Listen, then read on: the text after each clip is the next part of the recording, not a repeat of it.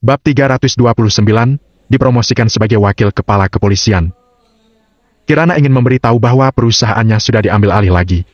Namun, setelah memikirkannya beberapa saat, dia merasa tidak perlu dan hanya diam saja. Dia ingin menghubungi Agam, tetapi dia baru sadar bahwa ponselnya hilang.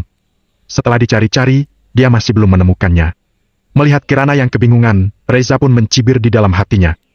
Ponsel itu dicuri oleh Reza supaya Kirana hilang kontak dengan Agam sehingga dia dapat melanjutkan rencana berikutnya. Bagaimana dengan Agam? Pada saat dia ditemukan, mayatnya mungkin sudah mulai bau. Tidak lama kemudian, Reza menjawab telepon dan bergegas keluar. Lalu dia kembali bersamaan dengan seorang pria paruh baya berperut besar. Orang-orang yang sedang duduk langsung berdiri satu persatu. Tanpa diperkenalkan oleh Reza pun mereka semua sudah tahu siapa orang yang ada di hadapan mereka. Tokoh besar yang sering muncul di berita dan surat kabar, dia adalah seorang wakil kepala pengadilan yang namanya Olga Maulana. Bibi tertua dan kerabat lainnya tampak sangat bersemangat. Mereka tidak menyangka bahwa suatu hari mereka akan makan bersama seorang wakil kepala pengadilan. Begitu teringat tentang pembongkaran dan profit yang akan segera mereka terima, mereka semua langsung kegirangan. Mereka telah berkembang menjadi makin kaya dan kuat. Begitu wakil kepala pengadilan datang, David langsung memulai penyajian hidangan. Semuanya benar-benar sudah melupakan Agam. Paman Olga, ini buyut kita. Dia mengajari saya moral sejak aku masih muda. Saya bisa membuat beberapa pencapaian juga berkat ajaran dari buyut. Tamu memanggilku apa? Olga pura-pura tidak senang. Paman Olga, kan? Anda bilang kalau di luar jam kerja, kita semua adalah keluarga. Reza tertawa. Benar juga, aku hampir lupa. Ini adalah makan malam keluarga. Aduh, ada terlalu banyak pekerjaan. Akhir-akhir ini aku terlalu sibuk. Olga dengan senang menerima usaha Reza yang menyanjungnya. Buyut, aku tidak akan banyak basa-basi. Paman Olga adalah orang yang sangat berjasa dalam hidupku. Tanpa dukungannya, aku mungkin masih membagikan tiket denda di jalan. Dimanapun, emas akan selalu bersinar, kawanku. Semua ini adalah hasil dari kerja kerasmu. Tidak ada hubungannya dengan siapapun. Olga tertawa dan sedikit memperingati. Kemudian, dia berkata kepada Buyut Tama. Kawan, keluargamu menghasilkan seorang pria yang baik. Reza sangat teliti dalam pekerjaannya dan tidak takut lelah. Aku berencana mempromosikannya menjadi wakil kepala kepolisian. Bagaimana menurutmu? Wakil kepala direktur sendiri yang mengatakannya. Keluarga David dan kerabatnya langsung terkejut dan bersorak dengan gembira. Di keluarga mereka akan ada seorang wakil kepala kepolisian. Wajah Buyut Tama tampak berseri-seri dan penuh semangat. Saat itu dia hanya bisa mengulangi kata-kata bahwa mereka telah diberkati leluhur keluarga Tama. Reza tampak berbisik di telinga Olga dan menatap Kirana. Ekspresi Olga seperti acuh tak acuh, tetapi tangannya yang di bawah meja terus-menerus mengelus pahanya sendiri. Hatinya merasa sangat senang. Cantik sekali. Benar-benar mirip dengan ibunya. Jabatan Reza sebagai bribka sebenarnya dia dapatkan dengan membayar banyak uang. Saat itu, dia masih belum akrab dengan Olga Maulana. Kemudian, setelah Olga mengunjungi keluarga Kader, dia mulai mendukung Reza dengan penuh semangat. Dalam kunjungan itu, dia melihat foto keluarga besar Reza dan secara sekilas melihat Kirana. Dia tertarik dengan Kirana karena dia mirip dengan ibunya. Lebih dari 20 tahun yang lalu, Dinda dan Raihan datang ke daerah Lamunta dan secara kebetulan bertemu dengan Olga. Sejak saat itu, Olga mulai mengejar Dinda dengan gila-gilaan. Sayangnya, Dinda benar-benar mengabaikannya. Hal itu membuat Olga sangat frustrasi dan kesal. Bahkan saat Dinda sudah meninggal pun, dia masih menyimpan dendam. Begitu dia tahu bahwa Kirana adalah putri Dinda, dia langsung mendekati Reza dan dengan sengaja mendukungnya agar memiliki kesempatan untuk bertemu dengan Kirana. Mereka pun membuat rencana untuk memanggil Kirana ke sana. Jadi posisi Reza sebagai wakil kepala kepolisian didapatkan dengan mengkhianati Kirana. Oh, Dinda, waktu itu aku tidak bisa mendapatkanmu, kali ini aku akan mendapatkan putrimu. Pikir Olga.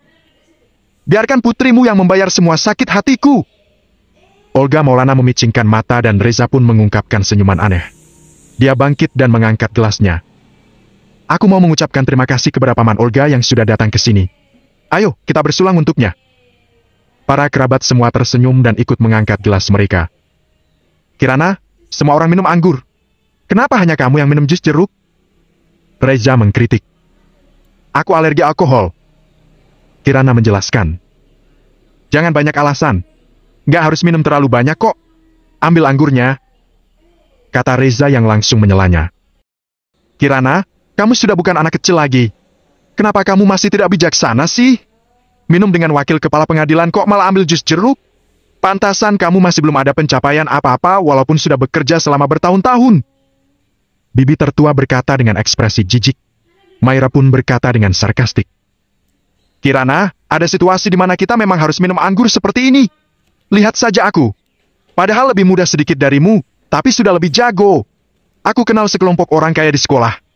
Tas kecil LV ku yang seharga sekitar 40 juta ini dikasih oleh orang kaya itu. Bagaimana denganmu? Upah kerjamu selama sebulan mungkin tidak sebanyak yang aku dapatkan dalam satu malam kerja paruh waktu di bar, kan? David berkata dengan samar. Kirana, Reza kan sepupumu, masa kamu mau bikin dia malu di depan atasannya? Oke, aku akan minum sedikit. Kirana pun berkompromi. Reza langsung tersenyum. Tanpa menunggu Kirana menuangkan anggur sendiri, dia langsung menyerahkan anggur yang telah dia tuangkan sebelumnya dan berkata, kadar alkoholnya tidak tinggi, minum sedikit saja. Wah, Reza memang bijaksana. Bukan cuma pintar, tapi dia juga perhatian. Benar-benar anak yang baik. Kalau tidak, mana mungkin aku bisa mengagumi anak ini? Tawa Olga dengan penuh semangat. Tatapannya tidak bisa menyembunyikan keinginannya ketika dia menatap Kirana. Tidak tahu itu hanya imajinasinya atau bukan, Kirana merasa bahwa tatapan Olga padanya sedikit aneh. Selain itu, dia khawatir dengan Agam yang masih belum tiba, jadi dia keluar dari ruang VIP dulu. Kirana meminta pelayan untuk meminjamkan ponsel padanya. Pelayan pun membawa Kirana untuk bertemu dengan Yandi. Nona, karyawan kami tidak diperbolehkan membawa ponsel saat jam kerja. Apa Anda tidak keberatan kalau menggunakan telepon rumah? Yandi tersenyum dan bertanya kepadanya. Iya, tidak apa-apa. Kirana mengangguk. Silakan ikuti saya. Yandi membawa Kirana ke sebuah ruang tamu, lalu berbalik dan keluar untuk menghubungi Reza. Tidak lama setelah Kirana duduk, dia merasa linglung dan jantungnya berdetak sangat keras. Padahal suhu di sana tidak tinggi, tetapi dia merasa panas dan pikirannya sulit untuk tenang. Nak, kenapa kamu di sini? Apa kamu tidak enak badan?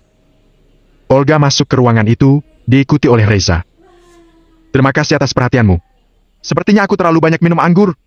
Aku hanya butuh sedikit istirahat. Kirana tahu bahwa identitas orang itu tidak biasa, jadi dia buru-buru bangkit dan memberikan salam. Duduklah.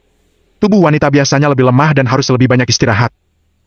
Olga datang di hadapannya dan menekan bahu Kirana agar dia duduk. Kak, Paman Olga langsung bergegas ke sini setelah dia tahu bahwa kamu tidak enak badan. Kamu jangan mengecewakannya, ya? Reza berkata dengan penuh arti. Kirana berusaha tersenyum, tetapi tubuhnya makin tidak nyaman. Kamu seumuran dengan putriku. Saat aku melihatmu, aku teringat dengan putriku yang masih kuliah di luar negeri. Jadi jangan terlalu asing denganku, ya. Kalau kamu tidak keberatan, kamu bisa memanggilku Paman juga. Olga duduk di samping dan langsung meraih tangan Kirana, berusaha terlihat seperti orang tua yang perhatian dan peduli padanya. Awalnya Kirana tidak menyadari apapun. Bagaimanapun juga, Olga adalah orang yang lebih tua darinya. Namun, begitu Olga mengelus bagian belakang lengannya dengan telapak tangannya yang kasar, Kirana langsung merasa sangat tidak nyaman.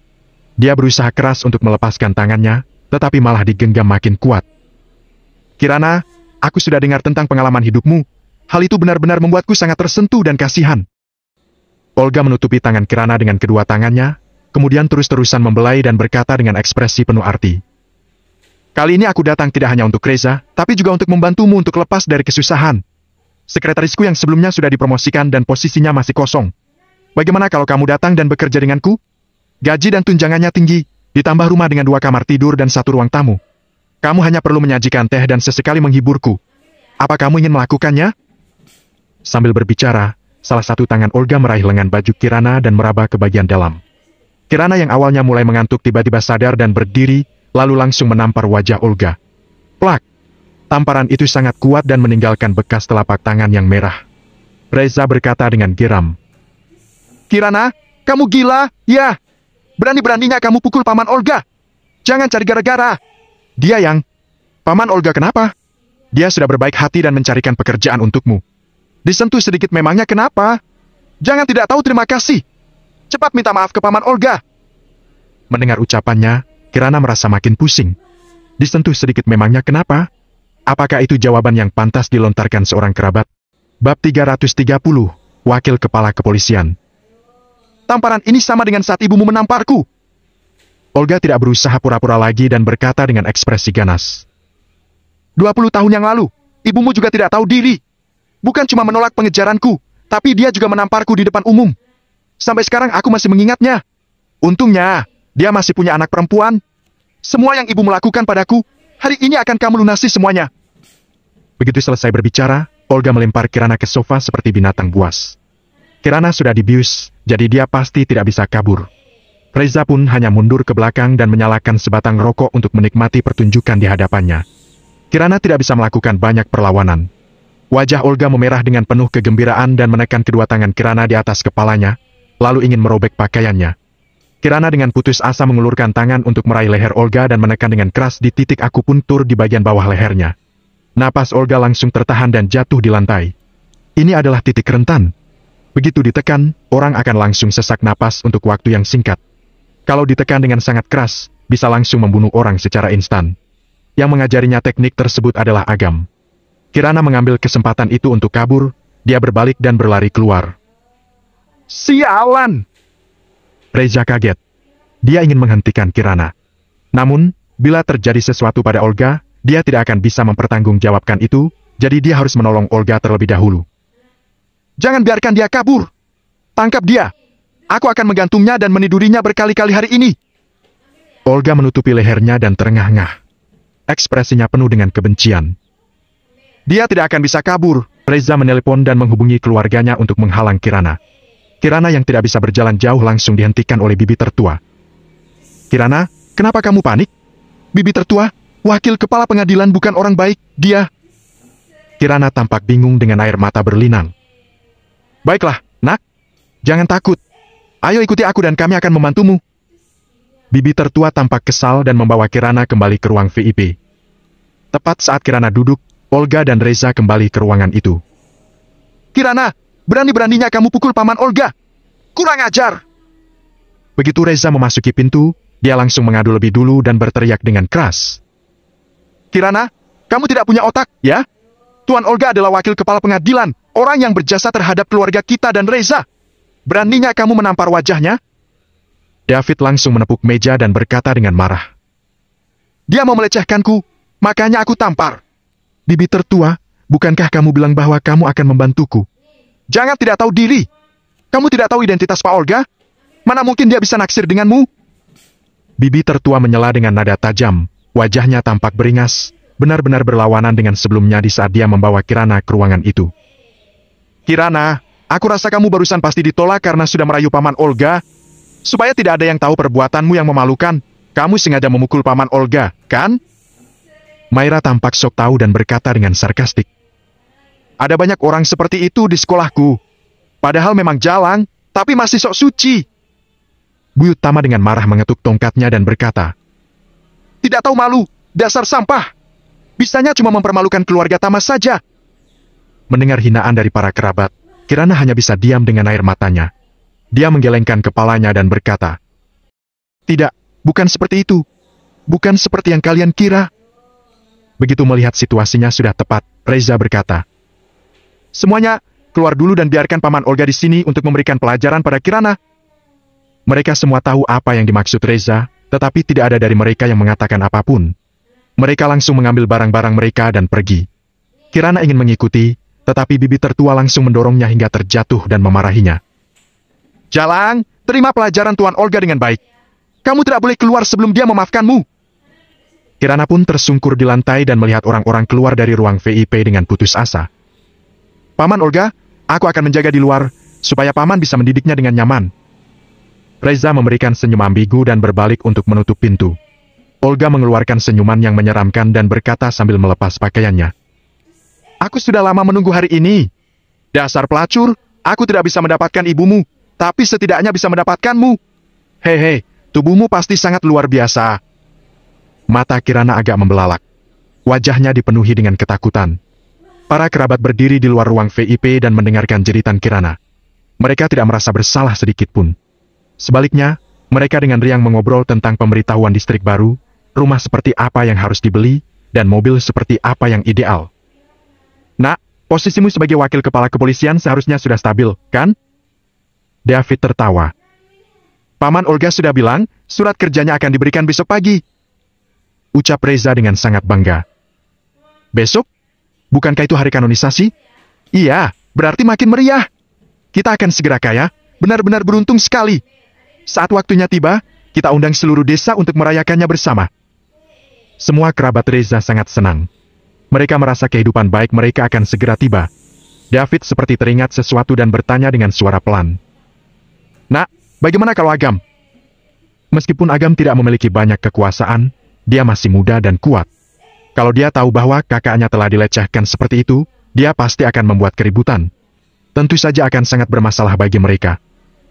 Jangan khawatir, aku sudah mengaturnya. Ucap Reza sambil membuat isyarat memotong leher. David segera mengerti dan langsung tersenyum cerah. Semua rintangan sudah dihapus, hanya ada masa depan yang gemilang yang datang pada mereka. Tiba-tiba, senyum di wajah David membeku. Wajahnya dipenuhi kengerian seolah-olah dia telah melihat hantu. Reza bingung. Lalu dia mendongak ke atas dan ekspresinya pun tiba-tiba suram. Dia mengutuk dengan suara pelan. Si botak sialan! Masalah sekecil ini saja nggak bisa ditangani. Besok aku akan memberinya pelajaran. Reza tidak tahu bahwa si botak sudah mati. Kenapa telat banget sih?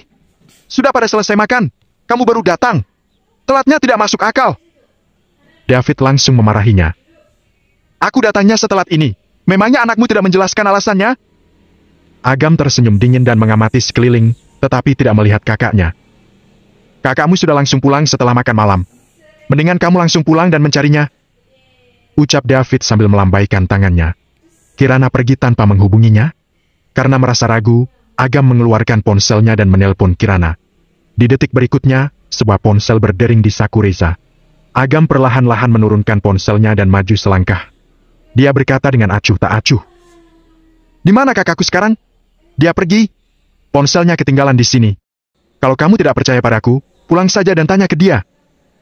Ekspresi Reza masih tidak berubah. Dia hanya berharap Agam tidak mengganggu dan Olga bisa melampiaskan hasratnya. Dia tidak peduli walaupun setelah itu semuanya akan ketahuan. Agam, Bu Tama dan nenek masih di sini. Jadi jangan selancang itu di sini. Bibi tertua membentak dan berusaha membantu yang lain untuk mengusir Agam pergi. Bu Tama bersandar pada tongkatnya dengan ekspresi dingin di wajahnya yang keriput. Aku sudah berdiri di sini begitu lama, tetapi kamu tidak menyapaku sama sekali. Dasar kurang ajar. Jangan marah. Kedua orang tuanya sudah meninggal dari dulu dan dia cuma didisiplinkan oleh kakaknya sejak kecil. Tapi kakaknya juga bermasalah. Mereka berdua jadinya begitu. Nenek tampaknya sepertinya sedang membantu Agam, tapi kata-katanya penuh dengan hinaan. Kalau cuma membuatku marah sih tidak apa-apa. Khawatirnya dia malah menyeret nama baik keluarga Tama yang baru saja mau melambung tinggi. Bu Tama pun tersenyum pada kerabat lainnya. Bibi tertua dan yang lainnya mengangguk setuju dan menatap Agam penuh hinaan. Mereka akan segera direlokasi dan menjadi miliarder di masa depan. Selain itu, Reza pun akan segera dipromosikan. Keluarga mereka akan menjadi orang berkuasa dan kaya raya.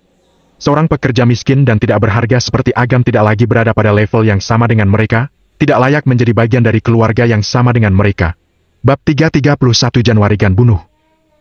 Agam mengabaikan mereka dan ingin masuk ke dalam ruang VIP, tetapi Reza langsung mengulurkan tangan untuk menghentikannya. Paman Olga agak mabuk. Dia lagi beristirahat di dalam. Kamu tahu siapa Paman Olga? Kalau ku beritahu mungkin kamu akan ketakutan setengah mati. Dia adalah wakil kepala pengadilan daerah Lamunta, Olga Maulana. Reza tampak sombong, seolah-olah dia sedang berbicara tentang orang besar yang maha kuasa. Tentu saja, bagi Reza, wakil kepala pengadilan di kabupaten kecil itu memang orang besar yang hebat. Olga Maulana? Agam mengulangi nama itu dan tiba-tiba teringat sesuatu. Agam tidak memiliki banyak kenangan masa kecilnya, tetapi nama Olga Maulana meninggalkan kesan yang dalam di masa kecilnya. Saat kedua orang tuanya sibuk membangun bisnis, mereka sering berjalan-jalan dengan seorang pejabat. Olga Maulana dan kedua orang tuanya saling mengenal, hubungan mereka sangat baik. Di saat itu Olga sudah menjabat sebagai menteri. Karena punya hubungan dekat dengan Olga, seluruh keluarga ingin ayahnya meninggalkan bisnisnya dan masuk ke dunia politik. Selalu ada pertemuan setiap 3-5 hari untuk membujuknya. Suatu hari ketika nenek sakit, ayahnya pergi untuk menjenguk dan merawat ibunya. Setelah ayahnya pergi, David segera mengatur makan malam dan mengundang Olga untuk makan malam dengan ibunya. Tidak banyak yang dia ingat tentang makan malam itu, tetapi dia ingat dengan sangat jelas bahwa Olga mengatakan sesuatu yang membuat ibunya marah dan menampar Olga di depan umum. Sejak itu, Agam tidak pernah melihat Olga Maulana lagi. Setelah kejadian tersebut, keluarga mereka dikucilkan oleh nenek, David dan yang lainnya. Kalau dipikir-pikir, Agam makin yakin bahwa Olga Maulana bukanlah orang yang baik. Waduh, jangan-jangan dia tertarik dengan kakaknya? Agam langsung waspada. Dia melantunkan sebuah mantra dengan suara rendah, warna matanya langsung berubah menjadi hitam total di satu mata dan putih di mata yang lainnya. Pupil yin dan yang. Pandangannya melewati pintu, tetapi Agam mendapati adegan yang membuat kepalanya memanas. Olga membanting kakaknya ke lantai dan buru-buru merobek pakaian Kirana, bagaikan binatang yang beringas. Coba saja kalau kamu berani masuk. Reza mencoba menarik Agam, tetapi tepat ketika dia menyentuh tubuh Agam, dia merasa ditikam oleh ribuan es. Rasa sakit luar biasa yang menusuk tubuhnya membuat Reza berteriak kesakitan dan langsung menarik tangannya. Agam, berani-beraninya kamu melawan. Aku sudah menoleransi kelakuanmu sejak lama. Hari ini, aku akan menggantikan orang tuamu dan mendidikmu dengan baik. David sangat marah dan mengulurkan tangan untuk menampar wajah Agam. Kalau sampai Olga tidak terhibur malam ini, pasti akan memengaruhi karier putranya. Pokoknya tidak ada yang boleh merusak rencana mereka. Tepat pada saat itu, David merasakan sebuah kilatan di depan matanya, seolah-olah dia baru saja tiba di dunia lain. Langit penuh dengan lautan darah dan ada tumpukan tulang yang membentuk banyak pegunungan besar. Tampak ada jiwa manusia yang tak terhitung jumlahnya dicambuk-cambuk oleh berbagai jenis makhluk. Hal pertama yang dia lihat adalah aliran magma yang mengerikan, banyak sekali jiwa yang dibakar oleh magma itu sampai rupa mereka tidak bisa dikenali. Setelah melalui magma tersebut, mereka diikat satu persatu ke tempat tidur besi berduri. Ada sebuah makhluk yang mengambil penjepit besar untuk mencabut lidah mereka. Kemudian ada roda besar yang menggiling-giling barisan jiwa tersebut berulang-ulang.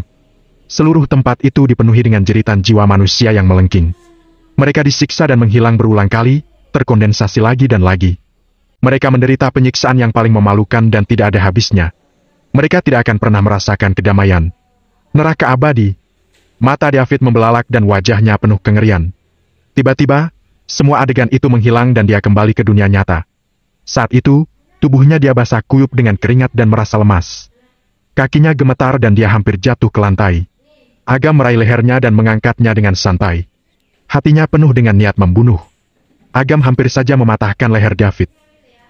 Aku adalah pamanmu, saudara ayahmu sendiri. Kalau kamu membunuhku, pasti ayahmu akan sedih sekali.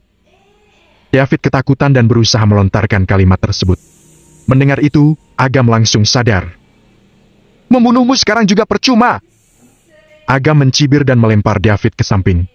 Tidak boleh dibunuh sekarang, itu terlalu menguntungkan David. Biarkan dia menerima penyiksaan abadi di dunia, itulah balas dendam yang paling baik. Agam bergegas dan menendang pintu kayu sampai hancur berkeping-keping. Melihat adegan itu, beberapa kerabat yang awalnya ingin menghentikan Agam langsung berhenti ketakutan. Anak ini pakai obat apaan? Dari mana dia mendapatkan kekuatan sebesar itu? Olga sudah terbawa oleh hasratnya, dia sama sekali tidak menyadari apa yang terjadi di luar ruangan itu. Dia memandangi kulit Kirana yang bening dan halus, hanya ada penutup terakhir yang tersisa. Hal tersebut membuatnya gemetaran dengan penuh rasa senang. Di bawah tatapan Kirana yang penuh air mata dan putus asa, dia membentangkan tangannya untuk merobek lapisan terakhir. Sebelum dia berhasil meraih sisa pakaian Kirana, Agam menghancurkan dan menerobos pintu. Hal itu membuatnya kaget dan ketakutan sampai hasratnya pun sirna. Sialan! Olga merasa sangat marah. Dia bahkan mulai berniat untuk membunuh seseorang. Dia pun menarik pistolnya dan berbalik untuk menembak. Tetapi wajahnya langsung diajar oleh Agam bagaikan samsak. Tinju itu langsung mengenai hidungnya dan memecahkan sudut matanya. Seluruh tubuhnya terbang dan terlempar hingga menabrak meja, kemudian tubuhnya tersiram oleh sup panas. Agam agak menahan tenaganya dalam serangan itu. Dia ingin Olga tetap hidup supaya bisa menyiksanya dengan berbagai caranya. Obat dalam tubuh Kirana sudah bereaksi, jadi dia hanya bisa berbaring di lantai dan melihat Agam dengan air mata yang berlinang.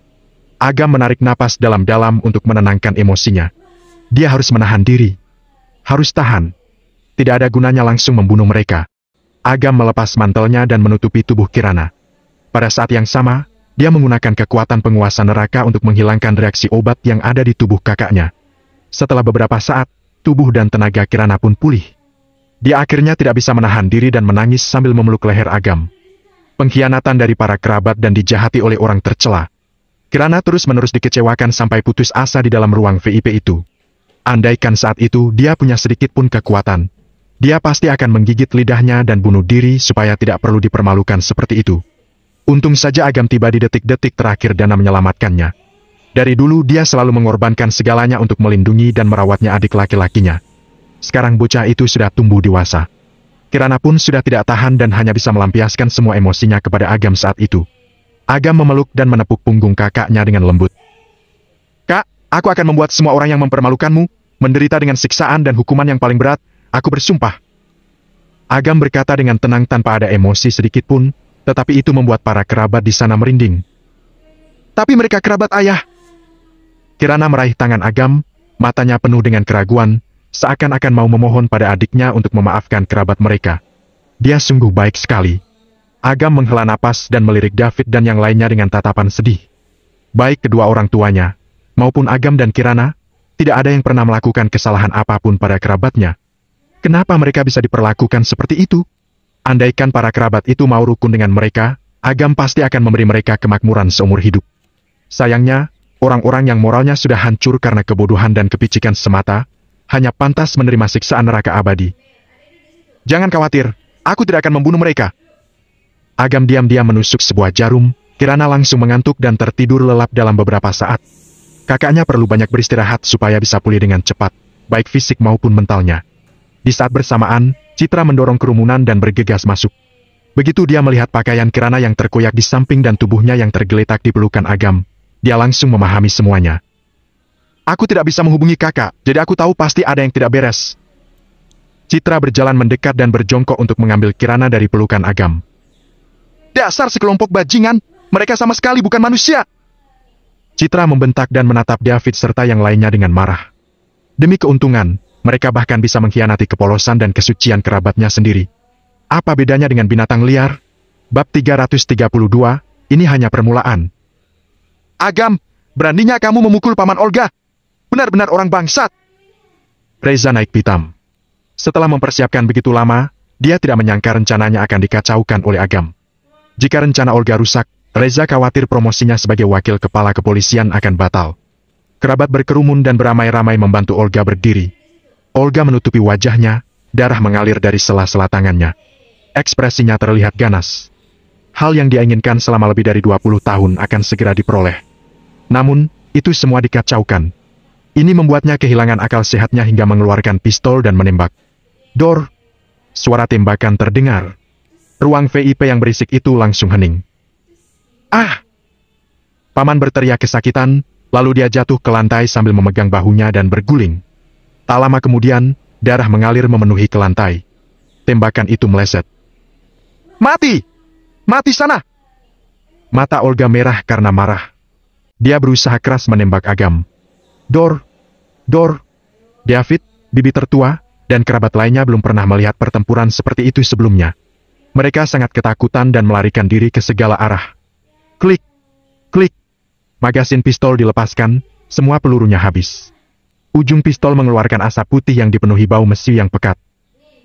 Sudah selesai? Agam mencibir. Peluru pistol biasa tidak bisa mendekatinya sama sekali. Melihat Agam tidak terluka sama sekali, Olga langsung tercengang.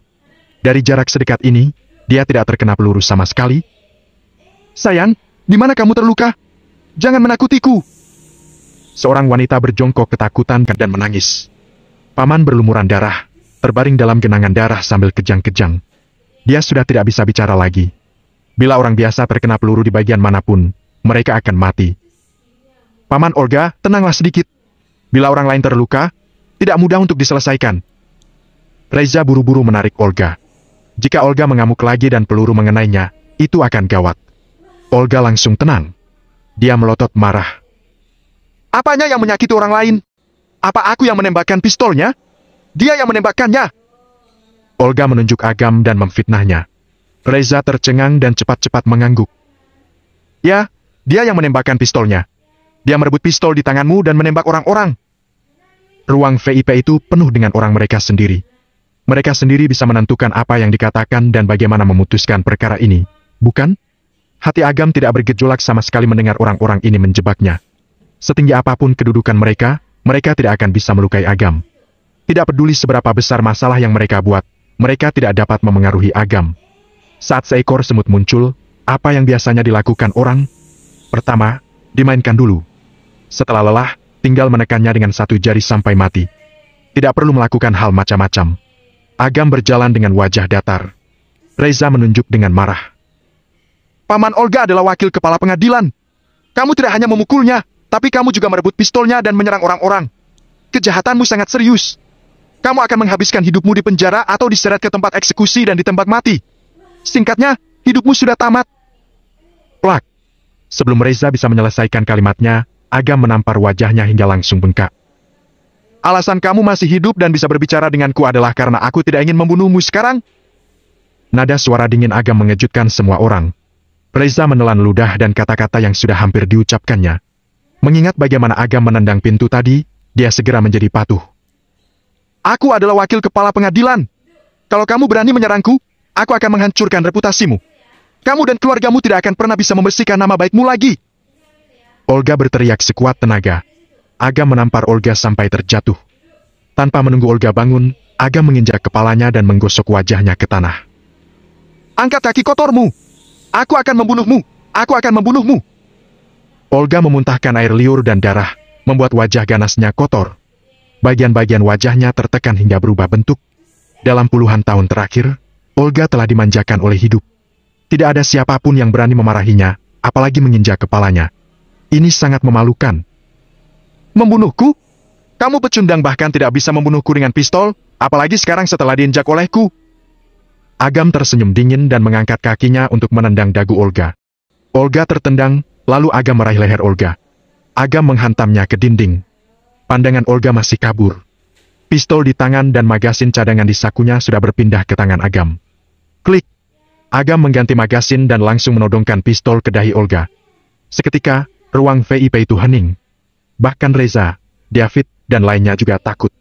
Mereka bersembunyi dan tidak berani bernapas keras-keras. Dengan pistol di tangannya, Agam sama sekali tidak main-main.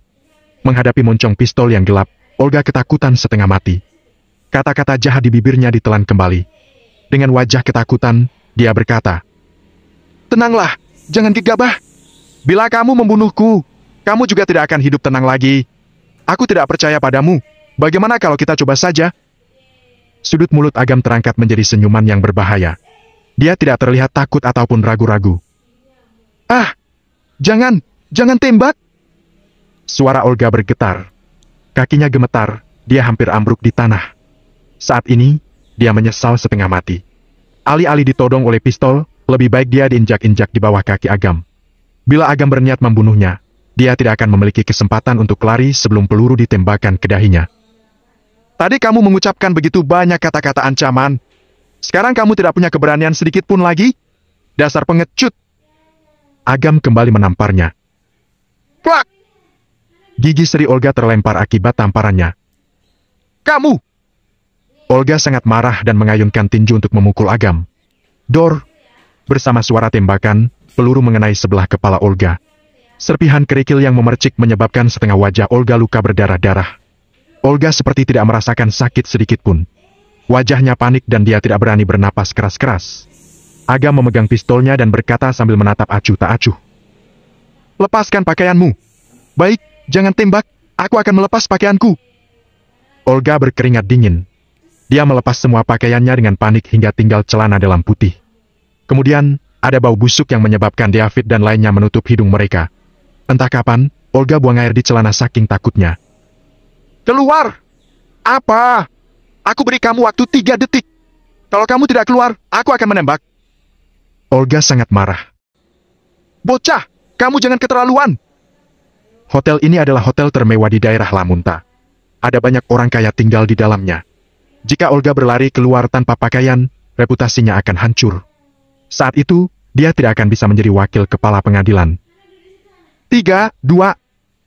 Agam mengabaikannya dan langsung menghitung mundur. Moncong pistolnya diarahkan ke Olga lagi. Olga terbakar amarah, tetapi reputasinya tidak sebanding dengan hidup. Dia menggertakkan gigi dan bergegas keluar dengan kepala tertunduk. Sekelompok orang yang berkerumun di sekeliling tiba-tiba melihat seorang pria telanjang berlari keluar. Mereka berteriak ketakutan. "Bukankah ini Pak Olga? Kenapa dia tidak memakai baju? Apa yang dia lakukan? Dia kira tubuhnya sebagus karya seni? Terlalu menyakitkan matanya." Kerumunan orang sangat terkejut. Kemudian seseorang diam-diam mengeluarkan ponselnya untuk mengambil foto dan merekamnya. Olga yang tidak tertandingi di daerah Lamunta berlari telanjang. Situasi semacam ini sulit ditemukan sekali lagi. "Kalau kamu berani berhenti, aku akan membunuhmu." Suara Agam masuk ke telinga Olga. Olga baru saja akan mencari tempat untuk bersembunyi. Mendengar ini, Dia berbalik dan melihat Agam menodongkan pistol ke arahnya. Olga sangat takut hingga berteriak dan berlari tanpa melihat ke belakang lagi. Akibatnya, kakinya terpeleset dan dia jatuh dengan pantat menghadap ke atas. Hal itu sangat lucu dan semua orang tertawa terbahak-bahak. Wajah Olga seperti terbakar. Saat ini, dia sangat malu hingga ingin mati saja. Namun, dia tidak berani berhenti. Olga cepat-cepat berdiri dan lari terbirit-birit. Kekuatan spiritual Agam melingkupi setengah hotel.